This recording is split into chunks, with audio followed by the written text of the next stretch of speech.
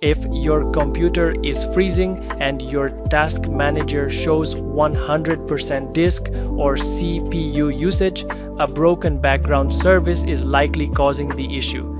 This makes your system incredibly slow even if you don't have any apps open. Here is how to disable the main culprits and fix it instantly. First, open your taskbar search bar, type Services, and open the app shortcut. Inside the main list, scroll down until you find a service named SysMain. This service preloads apps into memory, but it often causes massive storage lag. Right-click on SysMain and select Properties. Change the startup type, drop down to Disabled, then click the Stop button underneath. Click Apply and OK. Second, scroll further down in the same services window to find Windows Search.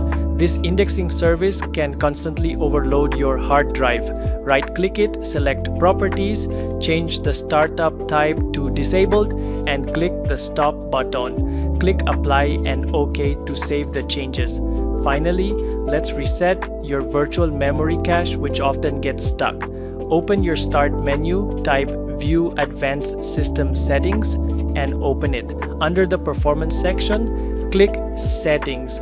Go to the Advanced tab, click Change under Virtual Memory, and check the top box that says Automatically Manage Paging File Size for all drives.